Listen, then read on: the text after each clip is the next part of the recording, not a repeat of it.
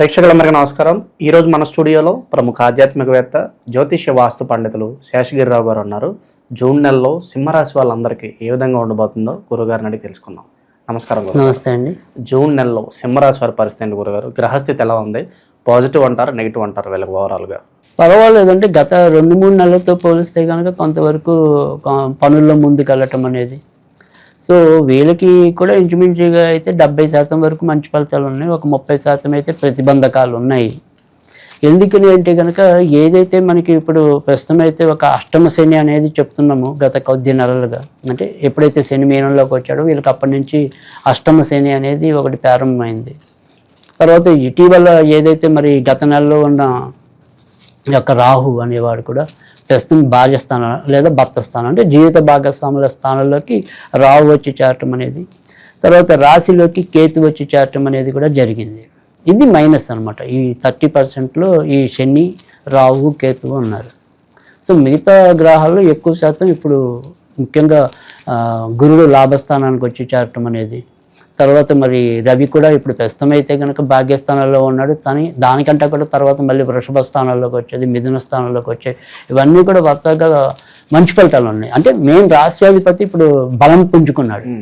So దానివల్ల ఏంటంటే గతంలో ఏదైనా సరే అనారోగ్యము కానీ చిన్న చిన్న ఏమంటాం వ్యాకులతలు, భయాలు ఇలాంటివి ఏమైనా ఉంటే నెమ్మదిగా వాటికి ఒక పరిష్కారం లభించడం అనేది అయితే ఈ నెలలో జరుగుతుంది. తర్వాత ఏదైతే మరి ఈ ఏమంటాం అంతకు ముందు ఉన్న భాగ్యాధిపతి కూడా నీచంలో ఉండి ఇప్పుడు రాశిలోకి రావటం అనేది ఉంది కుజుడు. అంటే ఇల్లు ప్రయత్నాలు ఇలాంటివి ఏమైనా సరే వాయిదా పడుతూ వచ్చాయనుకోండి, ఆ ఇల్లు ప్రయత్నాలు ఫలిస్తాయి. తర్వాత ఇంటి మార్పుల కోసం చేసే ప్రయత్నాలు ఫలిస్తాయి. అంటే గృహ సంబంధించిన విషయాలన్నిటినీ కూడా ఒక ఆశాభావమైన పరిస్థితులను అనుకోవటం అనేది అయితే ఉంటుంది. సో ఎక్కడ కొంతవరకు ఇబ్బంది పడవచ్చు అంటే కనుక ఇందాక మనం చెప్పుకున్న ఈ రాహు కేతు అనే ఇంపాక్ట్ ఉంది కదా, దానివల్ల ఏమవుతుందంటే సడన్గా భార్యాభర్తలు ఒకసారి టెంపరీగా ఏదైనా సరే విడిచి వెళ్ళవలసిన పరిస్థితులు, కొంతమందికి గొడవలే రావచ్చు కూడా. అంటే ఇప్పుడు పాజిటివ్గా ఆలోచించామనుకోండి, భర్త లేదా భార్య టెంపరీగా వాళ్ళకి ఆఫీసులో వాళ్ళు ఉన్నట్లు ఒక 2-3 నెలలమ్మా మీరు విదేశాల్లో ఉండాలి, అక్కడ వర్క్ చేసి రావాల్సిందే తప్పదన్నారు అనుకోండి, ఈ 2-3 నెలల కోసం మనం కుటుంబాలలో తీసుకెళ్ళి అక్కడ ఆ దేశంలో పెట్టలేం కదా.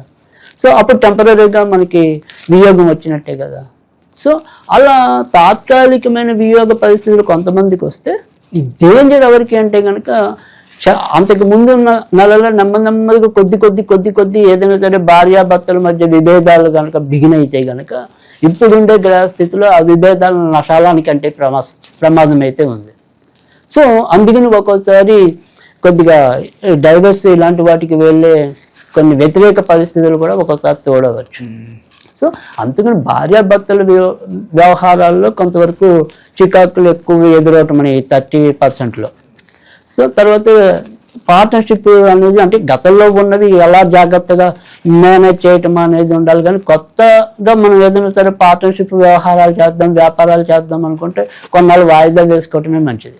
దగ్గర బంధువులైనా స్నేహితులు ఎవరితోనైనా సరే. అందులో ఈ సింహరాశి అనేది అసలు ముఖ్యంగా ఇంట్లో వాళ్ళకన్నా కూడా బయట వాళ్ళకి ప్రాధాన్యత ఇవ్వటం. అంటే అటు స్నేహితులు అవ్వచ్చు, బంధువులు అవ్వచ్చు, ఎవరితో ఒకరితో వీళ్ళు ఎక్కువగా కనెక్ట్ అయి ఉంటారు. జనరల్గా ఇంట్లో వాళ్ళతో ఊరికి అరుస్తూ ఉంటారు, కానీ బయట వీళ్ళకి కొద్దిగా మోమాట గుణం ఎక్కువ. సో బయట ఉన్నా లేకపోయినా ముందు ఏమంటాం 10 మంది హోటల్కి వెళ్ళారనుకోండి, మిగతా వాళ్ళు తీసిపోయినా గబుక్కుని వీడు తీసేద్దాం అనుకుంటాడు. సో ఆ రకమైన ఈ ఆర్భాటం అనేది ఉంటుంది. ఒకసారి పాస్ స్టేజ్ అనేది కూడా వీళ్ళకి కొద్దిగా ఉంటుంది. సో అందుకని కొంత ఇబ్బంది పడటం అనేది అయితే ఉంటుంది. అందులో ఇప్పుడు మనకి పెళ్ళిళ్ళ విషయాన్ని వాటిలోకి వచ్చినప్పుడు ఏంటంటే మఖా నక్షత్రం వాళ్ళకి మరికొంత ప్రతిబంధకం అవుతుంది వివాహం అవటం. ఎందుకంటే ఆల్రెడీ వివాహకారకుడు శనేమో వెళ్ళి అష్టమంలో కూర్చున్నాడు, దానికి తోడు ఇప్పుడు కొత్తగా ఏమో రావుకేతు దోషం కూడా వచ్చింది. సో అందుకని వివాహ సంబంధాలు ఏవైతే ఉంటాయో అవి దగ్గర వచ్చి కూడా ఒక్కోసారి చెదిరిపోవచ్చు. సో అందుకని వైవాహిక చుట్టూ తిరిగే అంశాల్లో ఇబ్బందులు ప్రతిబంధకాలు ఎక్కువ ఉన్నాయి. పార్ట్నర్షిప్ వ్యవహారాల్లో కూడా ప్రతిబంధకాలు ఎక్కువ ఉన్నాయి. సో వీటిలో మనం 30% ఎక్కువ చేర్చడం అనేది ఉంటుంది. కానీ మిగతా 70% మంచి ఫలితాల్లోకి వచ్చేప్పుడు ఖచ్చితంగా గృహాల మార్పులు, గృహాభివృద్ధి, గృహ రుణాలు ఇలాంటివి ఏవైనా సరే అవి సత్ఫలితం ఇవ్వటం అనేది అయితే జరుగుతుంది. తర్వాత వచ్చేప్పటికి ముఖ్యంగా ఈ ప్రభుత్వ ఉద్యోగంలో ఉన్న వాళ్ళకి మంచి ఫలితాలు ఎక్కువ పెరుగుతాయి, రాజకీయ రంగంలో ఉన్న వాళ్ళకి కూడా ఖచ్చితంగా మంచి ఫలితాలు తోడవుతాయి. కనుక ఆయా వృత్తుల్లో ఉన్న వాళ్ళందరికీ కూడా ఇప్పుడు మంచి ఫలితాలే పెరుగుతాయి ఖచ్చితంగా. తర్వాత రెండోది వచ్చేప్పటికి ఏంటంటే మెడికల్కి కూడా రవి బాగా ప్రధాన కారకుడు కాబట్టి ఖచ్చితంగా వైద్య రంగం వృద్ధి చెందుతుంది, పరిశోధనా రంగం కూడా వృద్ధి చెందుతుంది.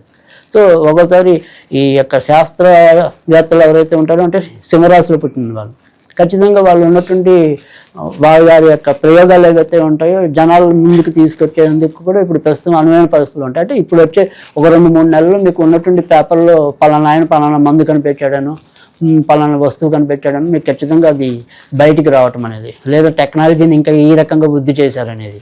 సో ఇలాంటి వార్తలు వినడానికి కూడా ఈ 2-3 నెలల్లో అవకాశాలు ఎక్కువగా ఉంటాయి. సో ఆ రకంగా కూడా వృద్ధి చెందటం అనేది అయితే కనిపిస్తుంది. ఇంకా సాధారణంగా ఇదే సింహరాశిలో పుట్టి విద్యార్థులు ఎవరైతే ఉంటారో వాళ్ళు మాత్రం కొంతవరకు బాగా పట్టుదల చూపితే తప్ప ముందుకెళ్ళే పరిస్థితి తక్కువగా కనిపిస్తుంది. ఎందుకంటే ఈ జ్ఞానకారకుడు ప్రస్తుతం వీళ్ళకి ఏమంటాం సహకరించేలాగా ఉన్న ఆరోగ్యకారకుడు అంత సహకరించలేకపోవటం. సో చదవాలి అనుకున్నప్పుడు ఏదో రకమైన బద్ధకం వస్తూ ఉంటాం, అసలు చదవదాని పుస్తకం తీసినప్పుడు రోగం రావటం. సో అందుకని ఏంటంటే అంతవరకు మనం ఎప్పటికప్పుడే వాయిదాలు వేయకుండా, అంటే అనారోగ్యం అనేది మన చేతిలో లేదు. సో మన వరకు మనం ఏంటంటే ఏదైనా సరే ఈరోజు పాఠం ఈరోజే చదవాలి అనే ఒక ప్రణాళిక పెట్టుకుంటే తప్ప ముందుకు వెళ్ళటం అనేది కష్టం. సో కనుక విద్యార్థులు అయితే కనుక ఆ రకమైన జాగ్రత్తలు తీసుకోలేకపోతే కనుక కొంతవరకు వ్యతిరేక ఫలితాలు పొందే పరిస్థితి అయితే కనిపిస్తుంది. సో ఆ రకంగా ఈ నెల అయితే వీళ్ళ సింహరాశి అనే గ్రహస్థితి అనేది అయితే ఉంటుంది. గురుగారు, గ్రహస్థితి ఇలా ఉంది కాబట్టి వీళ్ళకి ప్రస్తుతానికి ఎలాంటి రెమెడీస్ బాగా అవసరం అంటారు? ఖచ్చితంగా, ఎందుకంటే ఏదైతే రాశి చక్రంలోనే ఇప్పుడు ప్రస్తుతం కేతువు అనేది ఉంది కాబట్టి ఒక్కోసారి ఆలోచనలు అనేది ఒకసారి సక్రమంగా సాగలేకపోవడం, మంచి నిర్ణయాలు తీసుకోలేరు, మంచి నిర్ణయాలు సరైన సమయంలో తీసుకోలేకపోవడానికి కొంతవరకు అది ప్రతిబంధకం అవుతుంది. కనుక ఏదైనా సరే మనం ఒకసారి సరైన సమయంలో తీసుకునే నిర్ణయాలే మనం ఒకసారి జీవితకాలం కూడా నిలబెడతాయి కొన్నిసార్లు. సో అందుకని ఆ రకమైన జాగ్రత్తలకి ఏంటంటే వీళ్ళు ఈ నెలంతా కూడా ఎక్కువ వినాయకుడికి సంబంధించిన పూజలు చేసుకున్నట్టయితే కనుక మంచి ఫలితాలు ఎక్కువగా పొందడానికి అయితే ఉంటుంది. కనుక ఏదైనా సరే మంగళవారాల పూట అప్పుడప్పుడు వినాయకుడి కోవిలకి వెళ్తూ ఉండటం, తర్వాత వీరికి ఏమంటాం శరీరం కనుక సహకరిస్తే కనుక 4 గుంజీలు తీయటం వినాయకుడి దగ్గర. సో ఆ రకంగా చేసినట్టయితే కనుక తప్పకుండా వారు అనుకున్న రంగాల్లో ముందుకు రావటం అనేది అయితే ఉంటుంది. లేదు ఏదైనా ఒక స్తోత్రంగానే చదవాలనుకుంటే కనుక సంకటనాశక గణపతి స్తోత్రం అనేది ఉంటుంది, అది చదువుకున్నట్టయితే కనుక తప్పకుండా మంచి ఫలితాలు రావటం అనేది అయితే ఉంటుంది. సరే, ఇక వీరికి కూడా తేలికైన వేదిక స్విచ్ వర్డ్ అయితే ఉంది, ఓం గం ఓం గం ఓం గం అంతే. ఇది చదివిన కూడా చాలా మంచి ఫలితాలు రావటం అనేది అయితే ఉంటుంది. జూన్ నెలలో సింహరాశి వాళ్ళందరికీ కూడా ఏ విధంగా ఉంటుంది, ఎలాంటి జాగ్రత్తలు తీసుకోవాలి, చాలా బాగా వివరించారు గురుగారు. ధన్యవాదాలు.